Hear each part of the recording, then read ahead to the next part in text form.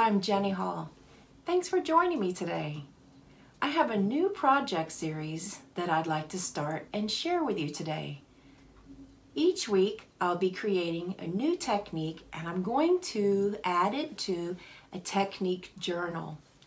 A technique journal is a great resource to have on hand to go to maybe like a flip book and see if there's something that might work with a particular product that you're thinking of using, like a certain stamp set or maybe a set of dies.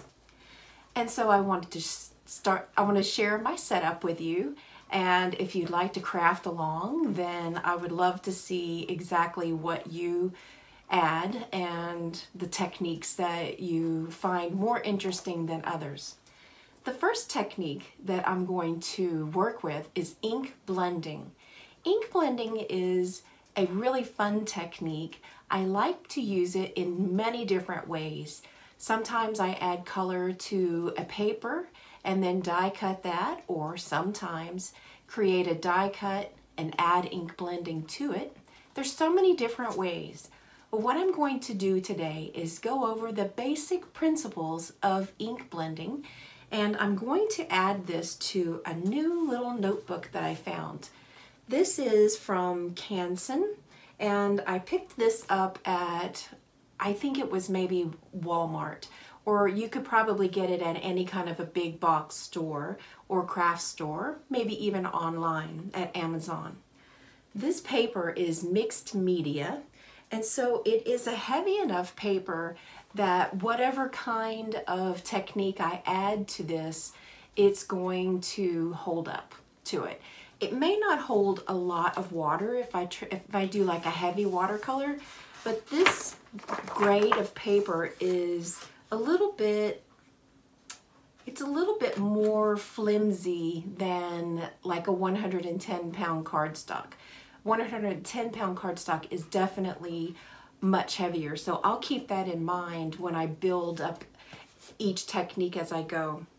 So I'm going to use the ink blending technique, and I'm going to use 3 colors that I know will blend into one another really easy.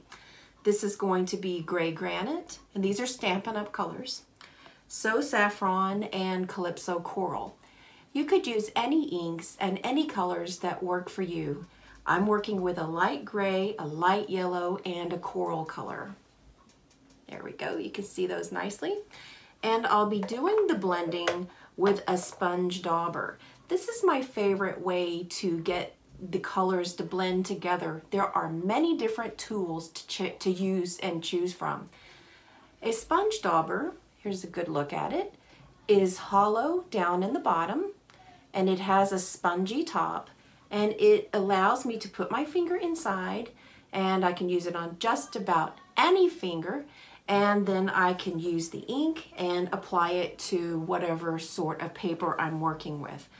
I'm also going to add a stamped image on top of the piece that I'm making for ink blending. For the purposes of my technique journal, I don't need to add any stamped images, but I think I will add a stamped image because it's going to show me that I can use a stamp just like to stamp in black over some ink blending and get a really fun effect.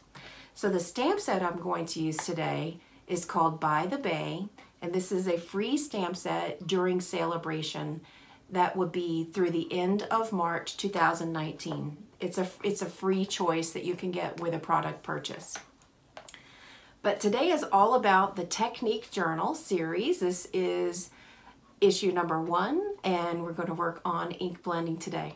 So let's get started.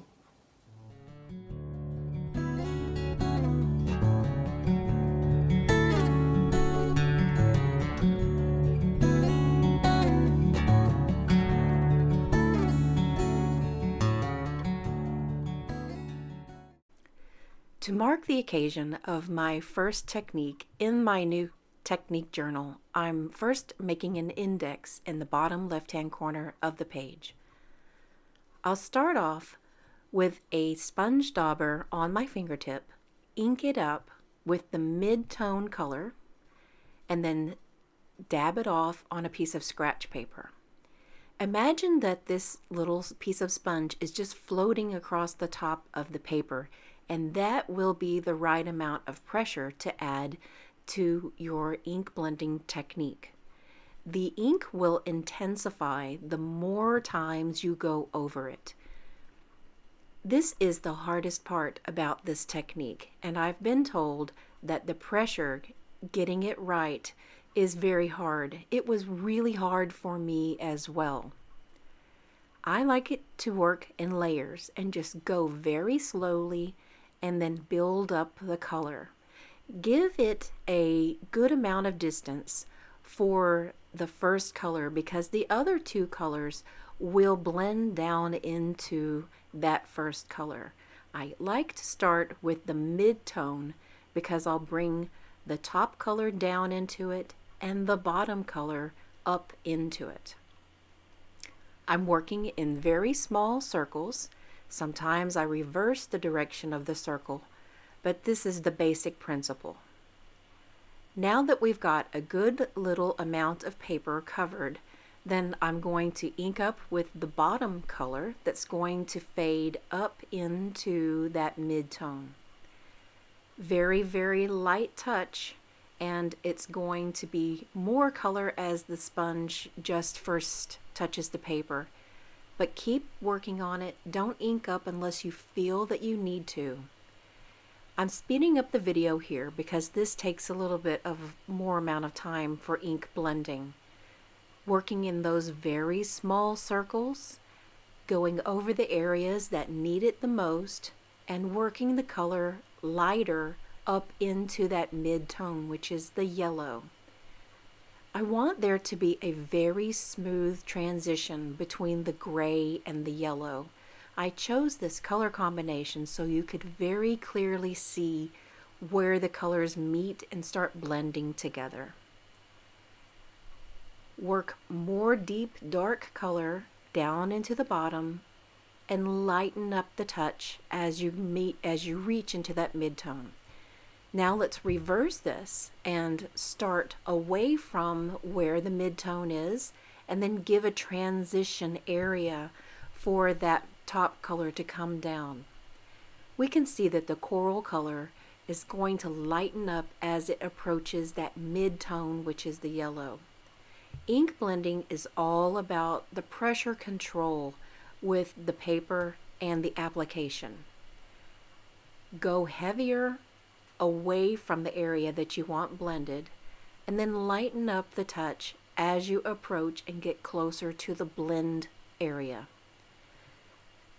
It's just basically a lot of movement with the sponge dauber. Now to finish that transition, I'm going back over it with an uninked yellow sponge dauber, and that's going to intensify that middle tone area, and then it's going to bring the yellow up and down. Once you are finished with the blending, allow it time to dry because the colors will continue to blend together until it dries up. I'm using just a very basic etch type of stamp. It's called By the Bay from Stampin' Up, and this is going to show what it looks like in order to add a stamped image over an ink blended area. It's very simple. It's something that you can do to create your own look as well. On the technique journal, I'm adding a few notes on the left margin, which is opposite my technique, and on further techniques, then I'll do this in the same way. I hope that you have enjoyed learning a little more about the ink blending technique. As you can see, this is something that you can apply to many different projects, many different color combinations, and awesome different styles. In this little journal, I'll flip it back over, you can see that there are lots and lots of pages. It says that this one has 60 pages. So in your journaling, select something that you know that you can build up and add to as many techniques as you like. I hope that you have enjoyed the beginning of this technique journal series and will join me next week for the next technique. Until then, I'll see you soon. Bye-bye. Thanks for watching the video. See you next time.